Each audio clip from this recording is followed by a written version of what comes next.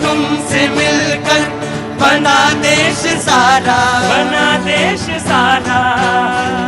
धर्म मजहब में यूं ना इसको बांटो, सांझ संस्कृति से बंधा देश सारा, बना देश सारा।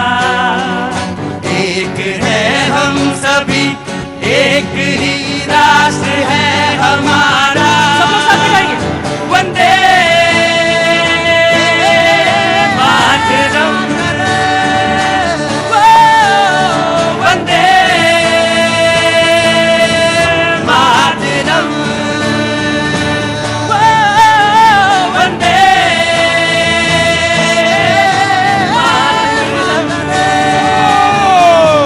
भारत माता की, भारत माता की जय। बहुत बहुत शुक्रिया, थैंक यू सो मच। भैया मैं राजस्थान का हूँ, भैया मैं उत्तर प्रदेश का हूँ, आप नागपुर के हैं। बहुत बहुत शुक्रिया। आप कहाँ से हैं? दिल्ली से हैं, बहुत अच्छी बात है।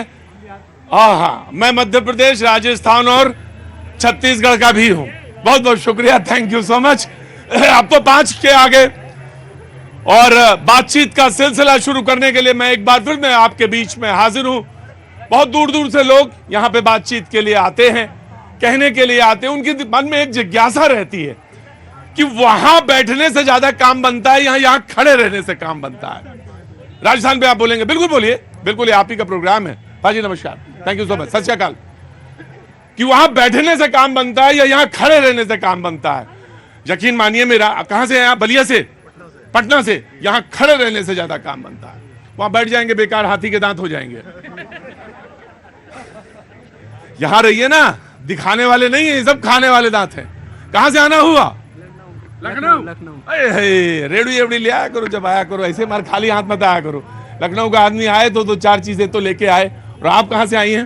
गुड़गांव से। गुड़गांव से। बहुत बहुत स्वागत है आपका, बहुत बहुत शुक्रिया, थैंक यू सो मच। तो बातचीत का सिलसिला शुरू करूं? हाँ जी, असम से हैं। मुलाकात होगी 24 में आपसे गुवाहाटी में। 24 में मुलाकात होगी आपसे गुवाहाटी में। बातचीत का सिलसिला शुरू करूं या आपसे लोगों से पहले बातचीत करूं? महाराष्ट्र से। मैं मालूम, बहुत बहुत स्वागत है। कहां से आना हुआ? पहाड़गंज से। पहाड़गंज। अरे बहुत दूर है ये तो। हैं?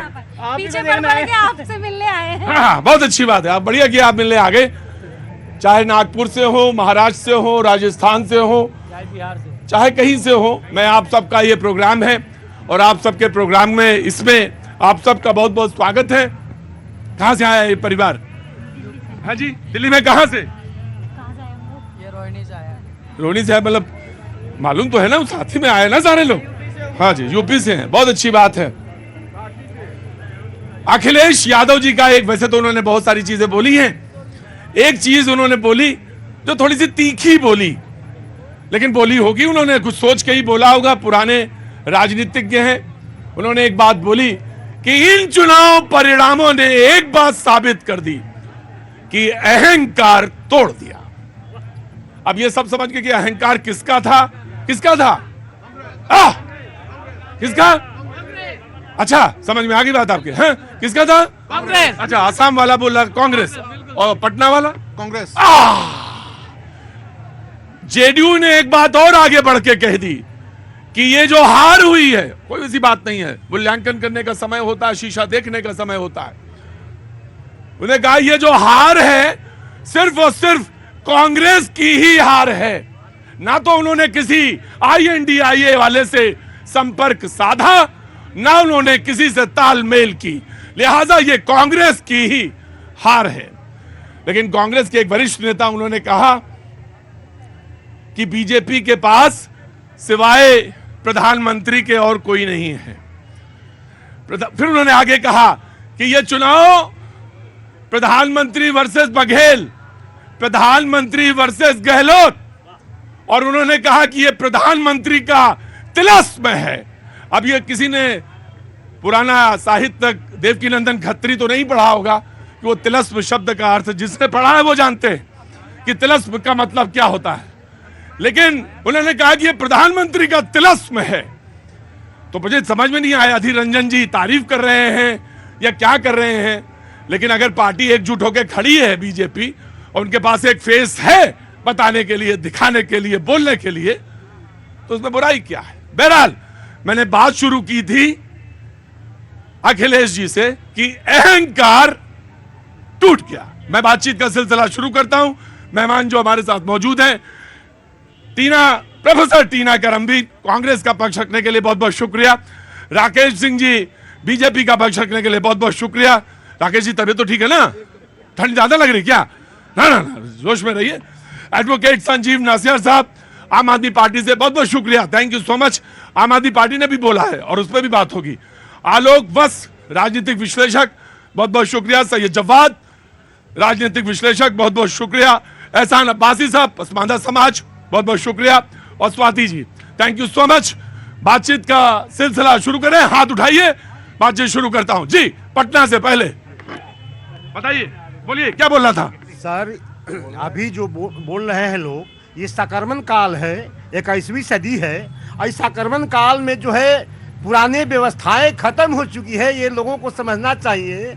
आज के युवा संक्रमण काल को पसंद कर रहा है और संक्रमण काल में मोदी जैसा कोई नहीं है। चूंकि हम लोक जनशक्ति पार्टी रामविलास पासवान के पार्टी के हैं, राष्ट्रीय उपाध्यक्ष हैं, नाम विवेक पासवान हुआ। तो ज्यादा मालूम होगा आपको, रामविलास पासवान वाली पार्टी में आपको ज्यादा मालूम होगा। जी सर, हाँ, ऐसा है। संक्रमण काल में क्या करना चाहिए? संक्रमण काल में हाँ। पहले तो एलजेपी जिसके जिसके साथ रहा वो शुभ संकेत रहा पूरे। या ये उसको उलट के देख लीजिए, ये वहां वहां रहे जहां जहां मंत्री रहे, या ऐसा भी कह सकते हैं, उनको दोनों तरफ से है। शुभ संकेत है सर। हाँ, खूब संकेत, शुभ संकेत है। इस देश के लिए शुभ अरे संकेत जल्दी है। बोलो, सवाल बोलना जो बोलो। शुभ संकेत है एलजेपी, जिसके जिसके साथ रहा वो प्रधानमंत्री बना। इसलिए मजबूरी आपकी है कि आप उनको जरूर रखिए, नहीं रखेंगे तो प्रधानमंत्री नहीं बन पाएंगे 24 में। 24 की रेखा खींच रही है उन्होंने। और किसका हाथ था? जी, असम वाले जी। हाँ सर, मैं बोल रहा था राहुल गांधी का देखता हूँ ना, तो 3 इडियट का मुझे वो चतुर्लिंगम याद आ जाता है। कुछ भी दे दो, वो जो दिल करता है बस पढ़ देते हैं, आगे क्या बोल रहे हैं उनको कुछ समझ ही नहीं आती है। नहीं, ऐसा आप